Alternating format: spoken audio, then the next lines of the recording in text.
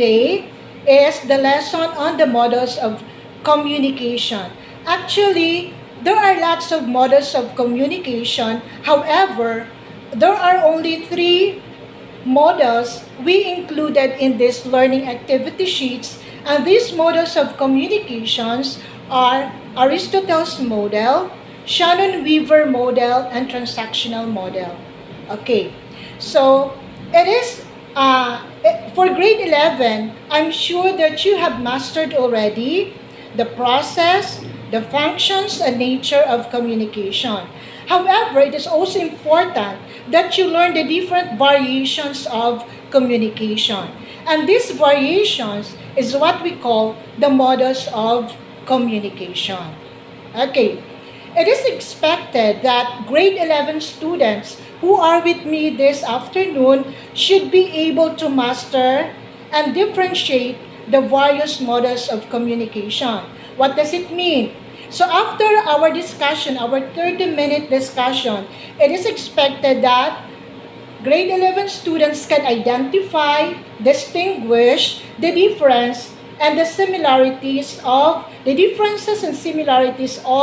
these 3 models of communication. So let's proceed to the main discussion. As I have said, we are going to discuss this afternoon the 3 different models of communication, and let us start with the Aristotle's Model. While exploring the human nature scientifically, Aristotle developed a linear model of communication in oral communication known as Aristotle's Model of Communication. What are the keywords here? When we talk about Aristotle's model, we must always understand the terms linear model of communication. So later you are going to have a clear idea of what linear model is. So Aristotle found the importance of audience role in communication chain in his communication model. This model is more focused on public speaking than interpersonal communication. That's another important term for Aristotle model. It's more on public speaking. This is considered as the first model of communication. So by just looking at the diagram, my dear grade 11 students, you have there the 5 elements of Aristotle's model of communication. The first one is the speaker. The second is the speech. You have the occasion for third. And the fourth for audience. And the last one is the effect. Okay. So Aristotle's model is speaker-centered since the audience remains passive. Why passive? Because the role of the audience is just to listen or absorb the message of the sender. So the audience never interacts. There's no interactive process here of communication because this is a linear process. Only one gives the message. The audience role, therefore, is mere receiver of the speech. Hindi ka pwedeng magbigay ng palagay mo, opinion, o reaksyon sa isang message ng sender. You are a passive one. They are also influenced or persuaded by the speech. The speaker should then be prepared beforehand by analyzing the audience and the situation or occasion to where the speech will be delivered to achieve the purpose. However, if you are going to use the Aristotle's model as the speaker, yung bigat ng responsibilidad ay nasa sayo. So for example, your main objective or your main purpose is to inform your audience beforehand. Before giving the message, you should have prepared everything with you. Although the audience can give reaction at the end of your speech, it is important that you, sender, should know your purpose. And then, you should be able to translate your purpose into action based good effect on the part of the audience. In other words, this model is one way. That is from speaker to receiver. There is no room for feedback, as I have said. And this is very applicable for situations like SONA, or the State of the Nation address, or in television and radio commercials. So, before we end the discussion on Aristotle's model, tatandaan natin that this is a linear model of communication.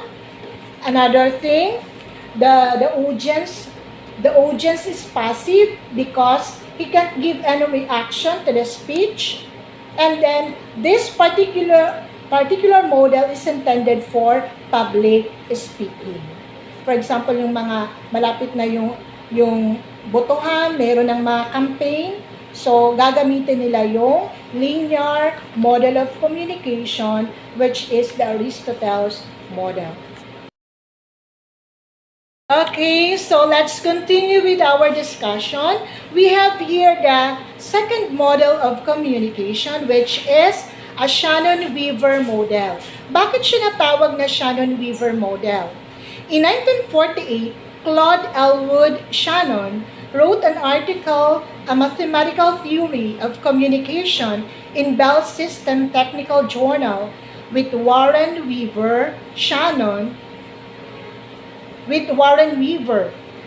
was an American mathematician and electronic engineer, and Weaver was an American scientist. So, kinuha yung term na Shannon-Weaver mula doon sa apelyido ng dalawang tao na to na nag-present ng model na to.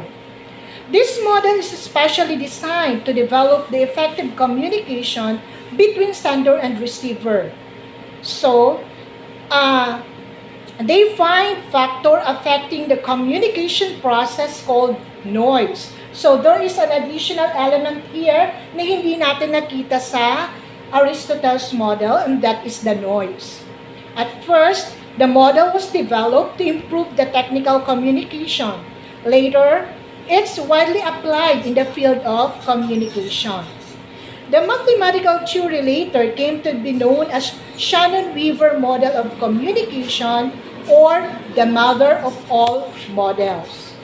So this model is more technological than other linear models. So ang tawag sa Shannon-Weaver na model is the mother of all models.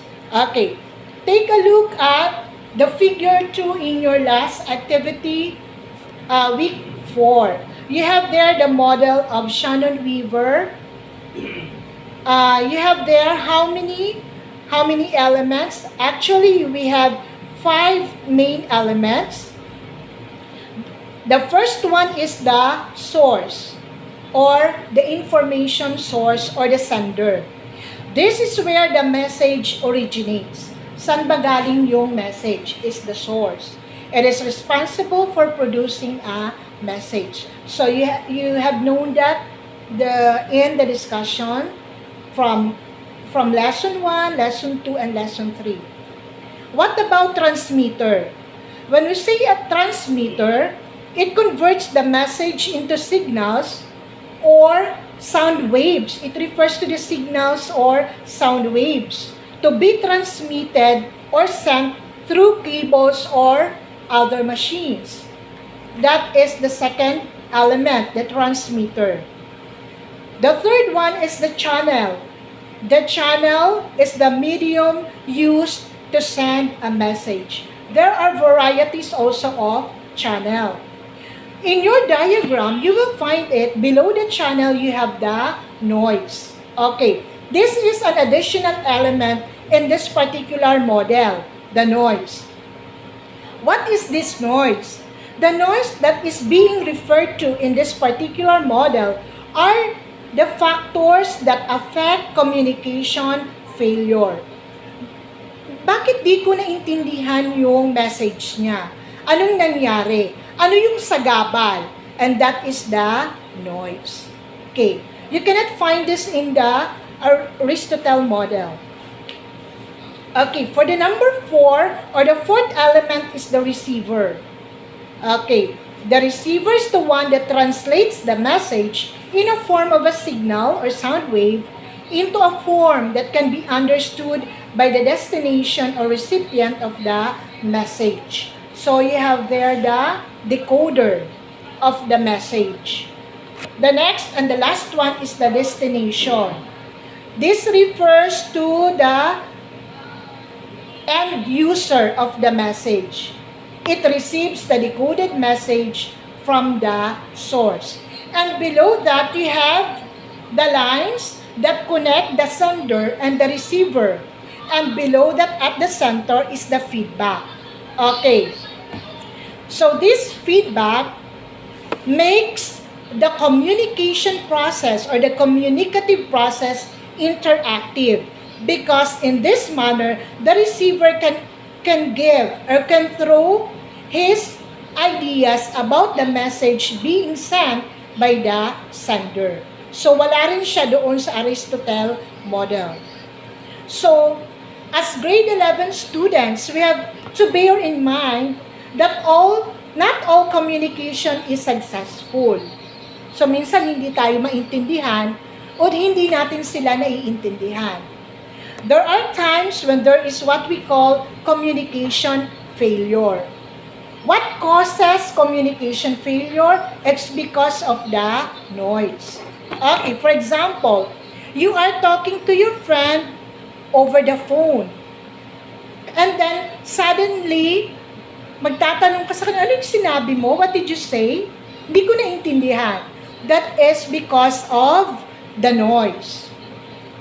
One example of this is the weak network connection. And this is common nowadays, di ba? Siguro ko, very popular yung cellphone, keypad man, or anong tawag natin doon, kahit anong klase ng cellphone. So we use that for communication. Yung mga physical disturbance, minsan, they distort the sending of message. Minsan nag-I love you ka na, hindi ka pa rin naririnig. Diba? Papaulitin mo rin siya kung ano yung sinabi mo paulit-ulit. Diba? Because you want to be clear of what he is or she is saying. So, that's the discussion of Shannon-Weaver model. May nadagdag siya sa linear model ni Aristotle. Ano yung nadagdag natin dito? The noise and the feedback. I think grade 11 students, you have understood the difference between the first model and the second model.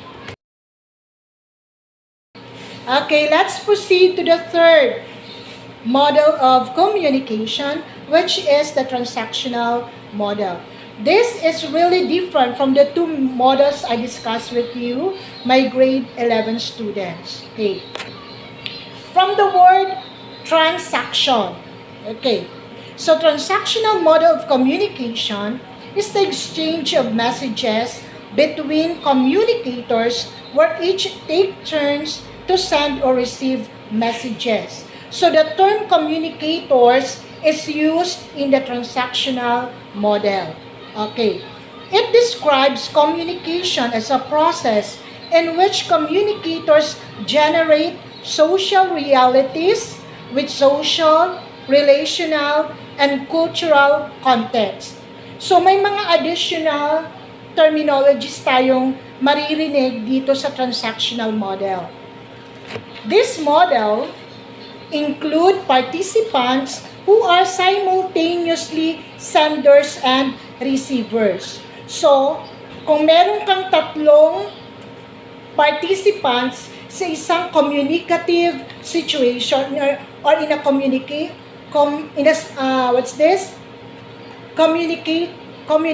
situation, kung meron kang tatlo, hindi lang siya sender, hindi lang siya receiver. All of them can be senders, can be receivers. And then, it accounts for how communication constructs our realities, relationships, and communities. This model, unlike the first two that we discussed, considers two other important elements that affect the communication process. These are the context and feedback. Okay, pakitingnan yung figure 3 ng inyong learning activity sheets, my dear grade 11 students. Okay, so first that I'm going to clearly discuss with you is what we call context. Okay, when we talk about context, these are contextual influences. Nasa gitna siya. And then, merong apat na uri ng context. The first one is the physical and psychological context. You have also the social context, the relational context, and cultural context. Mamaya, malalaman natin how important context in a communicative process. Okay. So, what are these different contexts? The first one is the social context. Social context includes the rules or norms in a society that influence the communication process. Okay, so for example, you live in a certain country. So, there is a specific rule or norms. So, dapat your communication must agree with it. Okay. This also includes values, the laws, and other restrictions of a society to communicate within a specific limit. Okay. For example, how we greet, how we thank, or apologize to a person is a manifestation of our social context. Okay. Indian people, Arabic people, Filipino people are different when it comes to rules in communication or norms in communication.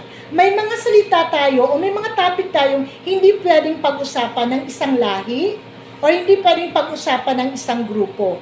That's why it is noted that these norms affect the communicative process. The second one is the cultural context. This refers to the race, the gender, the nationality, the ethnicity, the sexual orientation, the class, and the ability. It falls under cultural context. Okay. Ano yung danger ng cultural context here? Okay. If in a particular communicative situation, magkakaiba yung nationalities, and one could think that his culture is better than the other one, so medyo magkakaroon ng problema sa communication process. So what is the important thing to do here? So in a communicative situation, it is very important that you respect your co-participants. Okay. The third one is the relational context. What is relational context? The term is relation or relationship. This refers to the relationship between the sender and the receivers or the receiver of a message. Okay. Why is it important? It is very important because you are going to think of your relation to the person you are talking with. For example, you are talking to an authority. Syempre, you are going to be very cautious of the words you are going to utter. When you are talking to your friend, so very informal yung mga words mo. So, that's why relational context influences the communicative process. Okay. So, that is the first diagram in your activity sheet in page 6. That doesn't end our discussion here because transactional model is quite comprehensive when it comes to discussion. Let us proceed to the discussion of the second one, the feedback. Feedback is also very important in transactional model. In a transactional model, receivers are not just passive absorbers of messages. Kung si audience passive sa Aristotles Model, dito walang puwang yung passive absorber sa transactional. Kasi all the participants have the rights na magsalita. He could give his message and he could also receive a message. Okay. Dalawa yung function niya as a participant in the communication situation. Okay. So they receive the message and respond to them. This response of a receiver to sender's message is called feedback. Kung ano yung opinion mo, ano yung binato mo na salita, doon kay sender is your feedback. This feedback could be verbal, like questions or comments. Okay, or non-verbal. So, dalawa yung uri ng feedback natin. Verbal or non-verbal. Pag sabi mo verbal, salita. It could be in a form of question. Okay. Ano naman yung non-verbal na feedback? It could be smile. If you agree to what he is saying or what she is saying, you smile. So, hindi ka man nagsalita, alam ni sender na agree ka sa sinasabi niya. Or nods. Nagtango ka, so it means to say, agree ka sa sinasabi niya. However, if you frown, medyo sumimangot ka ng konti, or you look at the sender intently na may gusto kang sabihin, maybe you need some clarification of what he is saying, so alam rin yun ni sender. So, verbal and non-verbal, feedback are very much important in a transactional model. Unlike the other two models we discussed earlier, the transactional model suggests that we are simultaneously senders and receivers. Hence, the term communicator is used in this model. So, instead of the term sender and receiver, ang ginamit ng transactional model ay communicator. Okay. So, take a look at the illustration again in your last page 7. Anong mapapansin natin? So, in that particular example, meron tayong dalawang communicators. Okay. So, they are simultaneously sending and receiving a message. So, hindi lang siya sender, hindi lang siya receiver. Both can be. For example, in a particular situation, that intends one to give or to air his view. So, itong transactional model is very much applicable. So, below you have there a field of experience, and in the other corner, you have B's field of experience. Kasi sinabi natin kanina na context is very necessary, very important in a communicative process. So, kung ano yung experience ni communicator, yun ang lalabas sa kanyang messages. Okay. So, whatever comes out as his utterances are the effects of his experiences, the product of his experiences based on social context, cultural context, and relational context.